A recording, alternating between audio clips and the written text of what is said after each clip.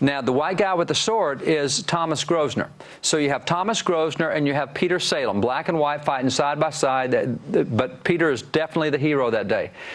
1817, this painting is done, and all the way up until the 1980s, we knew that that was Peter Salem, the hero of Bunker Hill. 1980s, the professors got together and said, oh, no, that's not Peter Salem. We think that that's Grosvenor's slave is who that is. It's not Peter Salem. Oh, you're kidding. No, in the 80s, they changed that from Peter Salem to Grosvenor's slave, Asaba. And that's what they say, oh, no, it's not Peter, it's Asaba, Grosvenor, it's his slave.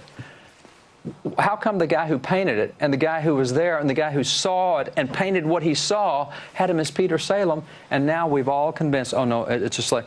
Because we're into this thing of the founders have got to be evil. We got to make every effort we can to make them. We got to make victims and everything. These guys weren't victims. They were courageous Americans who won the battle, and we can't afford to say that. Okay. That'd make America look good. When did America have the first Speaker of the House? 1789. Wow. Details next.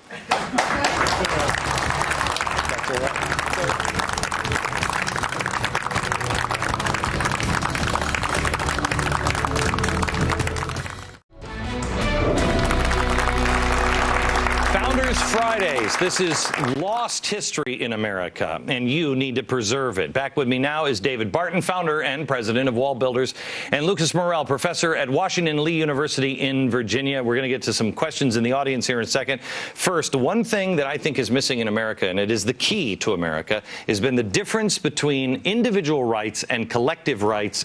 And this man articulated that. In a speech entitled Our Composite Nationality, Frederick Douglass said, I know of no rights of color superior to the rights of humanity. He thought the worst thing that could happen for blacks after the Civil War was to treat them as exceptions in the law.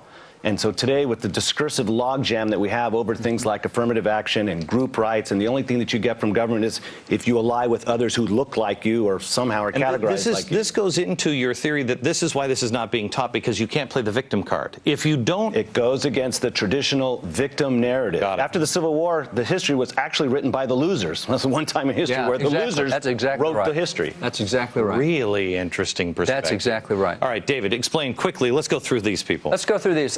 This guy right here, this is Lemuel Haynes. Lemuel Haynes is a soldier in the American Revolution. He is a black preacher. He's the first black preacher ordained in America that was a pastor of a white congregation in Vermont, Massachusetts, New York, several places. A black professor in black a preacher, white... That's right, in a white church. Yeah, black minister. Black minister in a white church in 4 different states. He was ordained in the Congregationalist denomination in 1785. He's the first black to receive a master's degree in America. He got that in 1804 from Middlebury College. So Lemuel Haynes, every year on Washington's birthday, he preached a special sermon about George Washington, his commander-in-chief, in all of his churches where he was. Unbelievable. So we don't hear about Lemuel Haynes.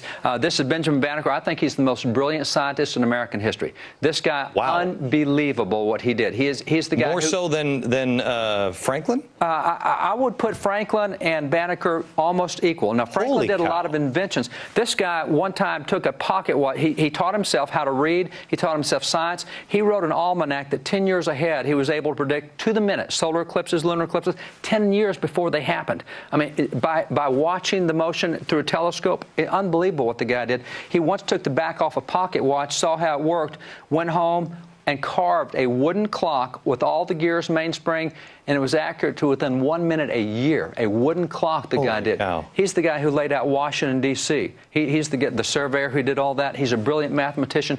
Jefferson Never knew this. No. Jefferson gave him an example to France, said, hey, you guys in France think that blacks are inferior. Here's Benjamin Banneker. Okay, I have Jefferson 2 minutes total, so quickly right there, and then we have one right here, James Armistead. We talked about the first double spy, really cool guy. This is Richard Allen. He's the first founder of a black denomination in America. He is a soldier in the American Revolution. He actually is the first guy to practice medicine, taught by sign of the Declaration, Dr. Benjamin Rush. Just a really cool story. Okay. So really cool. All right, good. Now tell me. Here to these guys. Now let's take the full of the first representatives. I asked, when did we have our first black Speaker of the House? When did we have the first Speaker of the House?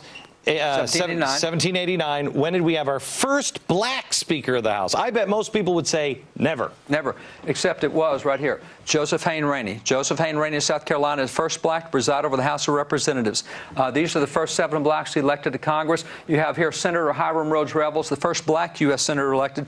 He was a minister of the gospel. He was a missionary. He worked with Frederick Douglass. He recruited 3 regiments of black soldiers in the Civil War, and he was a missionary to slaves in the South. You have here Benjamin Turner, Josiah Wall, this guy right here is really cool. Robert Brown Elliott is probably the most brilliant guy of that era. He actually took on the vice president of the Confederacy in a debate on the floor and just tore his head off. The racist Alexander Stephens. It was a great debate.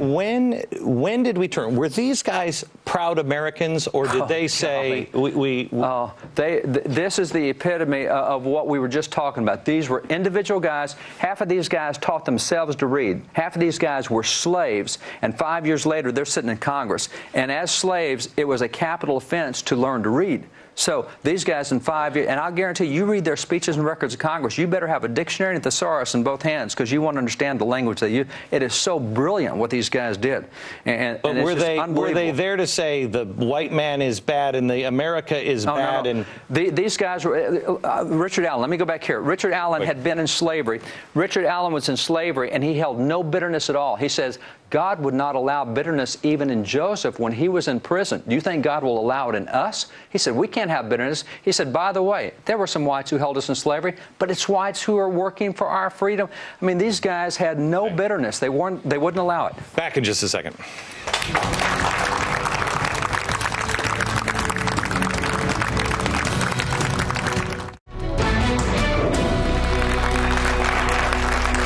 Is an easy book for you to read that will answer a lot of the questions. American History in Black and White by David Barton. Available at Wall Builders, also on Amazon.com and everything else. Yeah, grab it now. David Barton is here, founder and president of Wall Builders. Lucas Morel, professor at Washington and Lee University in Virginia. Deneen has a question in our audience. Yeah, when did this rich history get erased from the textbooks?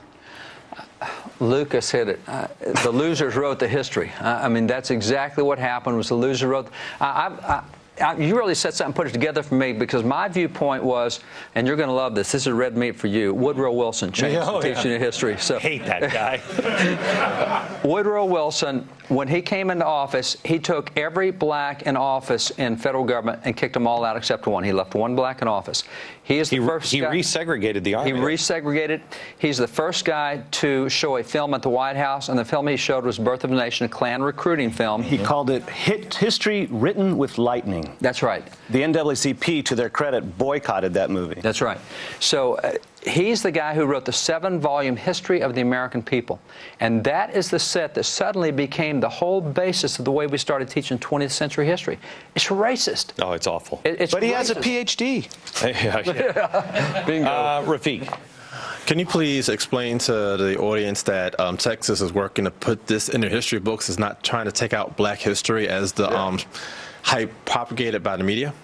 Yeah, the media doesn't like what we're doing. I was one of the 6 guys appointed in Texas to help oversee the writing, the standards, one of the experts, and we got every one of these guys back in, and it drives the left crazy. Back in. Yeah, back in.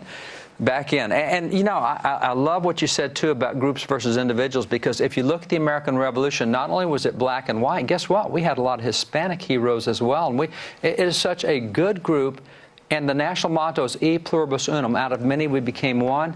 And we have tried for 20 years to make it E unum pluribus. Out of one, we're going to be all these groups. And it's back. Yes. Good. Well, what is the motivation behind not disseminating this information? What's the motivation behind the left or whoever it is that doesn't want this information put into the textbooks? Well, their mentality is that you get what is secure if government gives it to you. The Declaration of Independence says your rights are not the gift of government. You are born with them. You are endowed by your Creator with these. Government exists to protect what you already possess. That is counter 180 degrees to what the typical statist approach to government exists. It really is slavery again.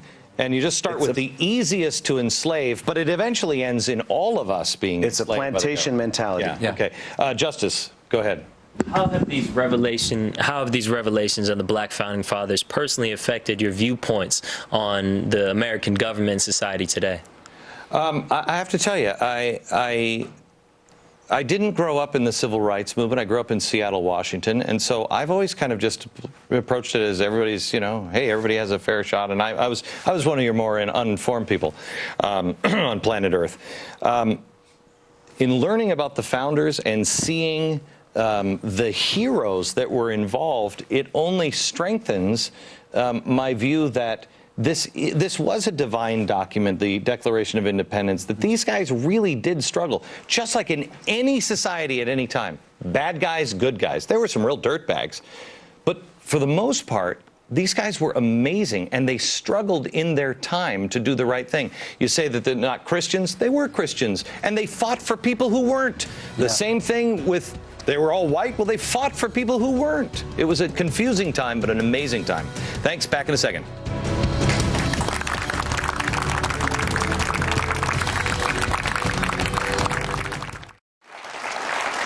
I was just thinking about Justice's question before the break, and the other thing that I've learned is I'm really hacked off because there are amazing people that have been forgotten. Remember them from New York. Good night, America.